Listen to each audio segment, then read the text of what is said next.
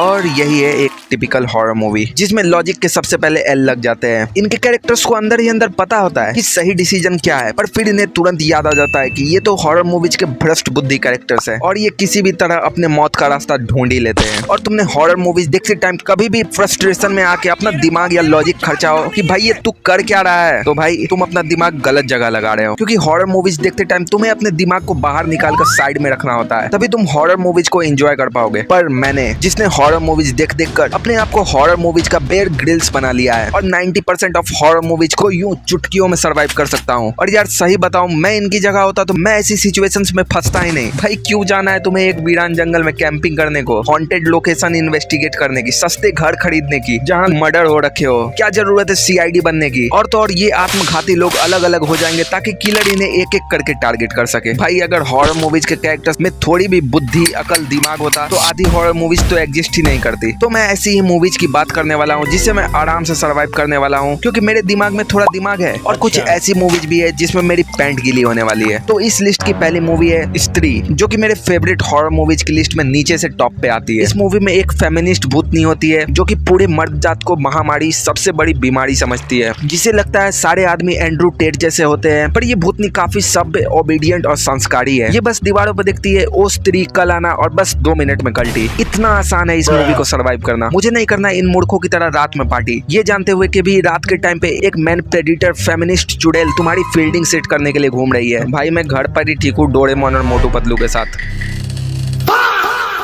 Second movie है the none, जिसमें एक जुबा केसरी नन भूतनी जिसका काम मूवी के लास्ट टाइम से पहले तक केवल सस्ते जंप स्केयर देने का होता है। इसकी असली शक्ति केवल मूवी के उन्हीं कैरेक्टर्स पर नजर आती है जिन्हें लिया ही जाता है मरने के लिए। पर भाई इसके बारे में सोचकर बचपन में मेरी पैंट गिली हो जाती थी, पर अब तो इसे देखकर केवल जंगल में घूमने वाले बंदर की याद आती है। मैंने द नन 2, द कॉन्जूरिंग 2 तीनों मूवीज देख रखी है और मैं ये दावे के साथ कह सकता हूँ कि इससे ज्यादा इजी भूत टू डिफीट कोई और हो ही नहीं सकता अगर तुम मेन कैरेक्टर्स में से एक हो। इसे मारने के लिए बस तुम्हें होली वाटर या फिर एक प्रीस्ट की स्पीच, वही in the name of the father and the son की जरूरत है। सोचो अगर इसने हनुमान चालीसा सुन लिया होता तो इसके बैक साइड के कितने टुकड़े हो जाते। तो इस मूवी को तो मैं 200% गारंटी के साथ सर्वाइव करने वाला हूँ।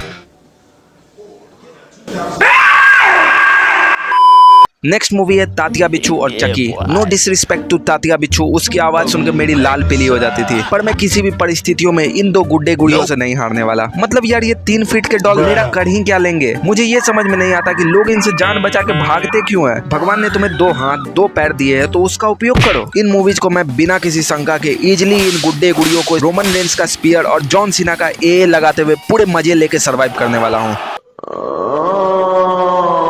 1920 एक और इजी मोड हॉरर फिल्म जिसमें शायद एक आतंकवादी की आत्मा लीजा नामक लड़की को पोजेस कर लेती है, क्योंकि लीजा उसी छबीली की रीइंकार्नेशन मतलब पुनर्जन्म होती है जिसके कारण उस आतंकवादी को अपने जान से हाथ धोना पड़ा था। इस लड़की को पूरे मूवी के हाफ टाइम तक भूत केवल डराता है, इसके पास पूरा टाइम होता है वहां से कल्टी मारने का। पर ना, फिर मूवी में थ्रिलिंग ट्विस्ट आएगी कैसे। इस मूवी के भूत को भगाना या मारना इतना आसान है कि पूछो ही मत। इस लड़की को बस घर में बंद कर दो और एक बड़े से साउंड में हनुमान चालीसा लगा दो। तुम्हें इस आतंकवादी भूत से लिटरली लड़ने की भी जरूरत नहीं है, जैसा कि फिल्म का प्रोटैगनिस्ट मतलब हीरो करने की कोशिश करता है। तो हाँ, इस मूवी को मैं डेफिनेटली सर्वाइव करने वाला हूँ अगर मेरी लड़ाई पोजेस्ट लीजा से होती है, क्योंकि जब ये भूत फ्री था तब इसने फर्स्ट वाले बिल्डर को काफी अच्छे से लिया था।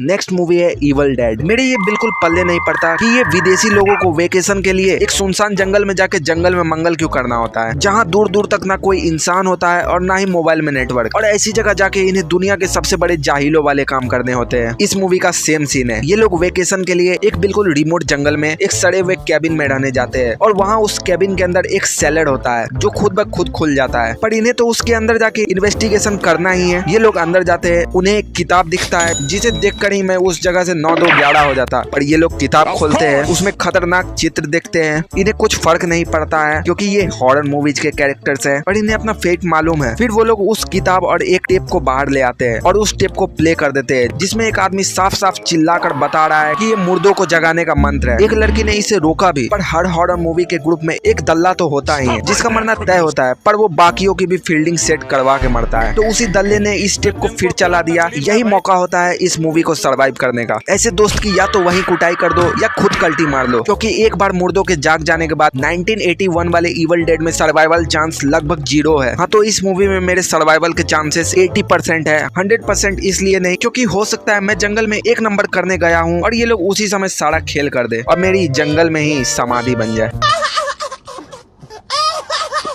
नेक्स्ट मूवी है पुरानी हवेली। इस मूवी में सरवाइव ना कर पाना दुनिया की सबसे बड़ी शर्मिंदगी होगी, क्योंकि इस मूवी में तुम्हारा सामना किसी डरावनी आत्मा से नहीं बल्कि एक सड़े दांतों, फटे कपड़ों और आंखों में बल्ब जलने वाले एक जंगली आदमी से होता है, जिससे आराम से बच के भागा जा सकता है। 10 आदमी मिलकर इसकी आराम से धुनाई कर सकते हैं, किसी चीज में बंद करके सीधा इसे किसी मंदिर में पहुंचा सकते हैं, सेम वे जैसा कि ये मूवी में मारा गया था। पर इसके हाथों मर नहीं सकते हैं, क्योंकि ऐसे घटिया भूत के हाथों से मरने से अच्छा लोग चुल्लू भर पानी में डूब कर मर जाए।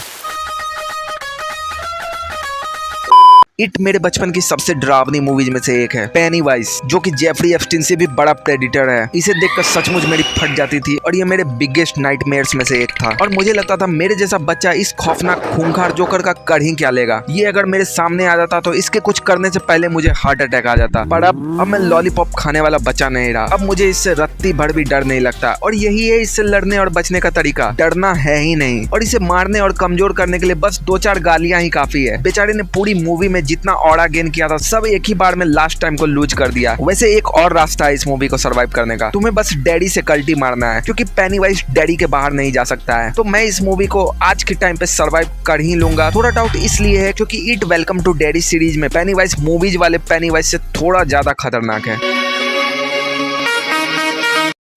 जीपर्स क्रीपर्स 2।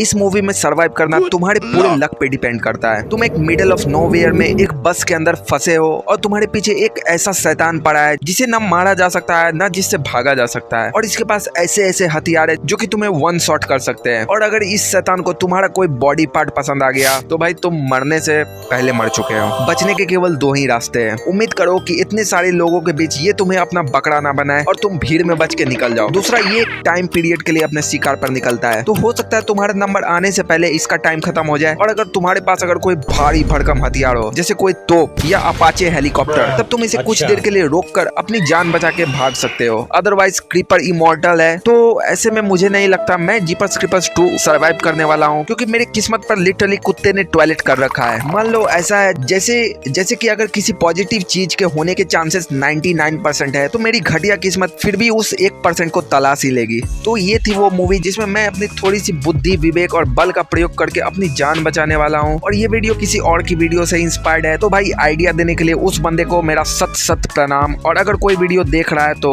Thanks for watching.